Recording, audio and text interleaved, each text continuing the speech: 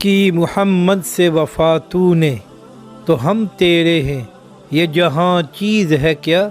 لوح و قلم تیرے ہیں۔ کل پوری دنیا نے دیکھا کہ جب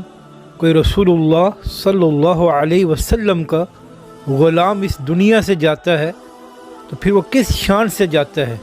قبلہ علامہ صاحب فرمایا کرتے تھے کہ جن مالکوں کا ہم کام کرتے ہیں وہ کبھی کنڈ نہیں لگنے دیتے، اور کل سب نے دیکھا واقعی مالکوں نے علامہ صاحب کی کنڈ نہیں لگنے دی۔ کل ہر آنکھ اشک بار تھی اور ہر کوئی یہی کہہ رہا تھا کہ علامہ صاحب سچے عاشق رسول تھے، اور پاکستان میں بلکہ دنیا میں ناموس رسالت اور ختم نبوت کی سب سے مؤثر اور سب سے بلند آواز تھے۔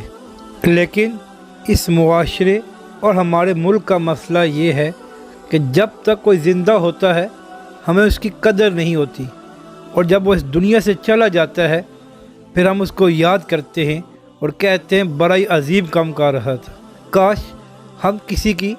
دنیا میں بھی قدر کر لیں۔ کل کیا کسی نے خوب لکھا سوشل میڈیا پر کہ ہم نے تو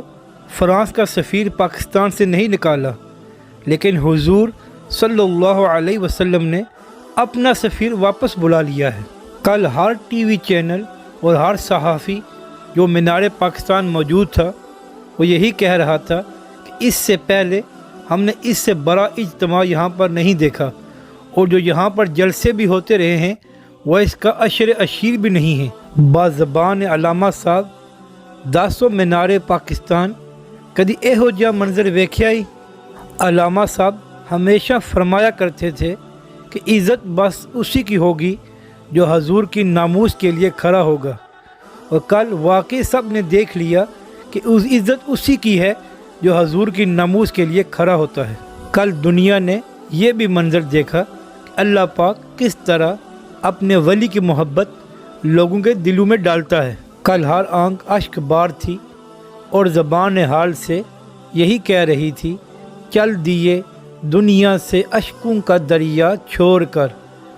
کون سی دنیا بسائی تم نے دنیا چھوڑ کر۔ اللہ کریم علامہ صاحب کے درجات بلند فرمائے اور ان کی قبر پر کروڑوں رحمتیں فرمائے، اور جو مشن انہوں نے شروع کیا ہے وہ ہمیشہ قائم رہے۔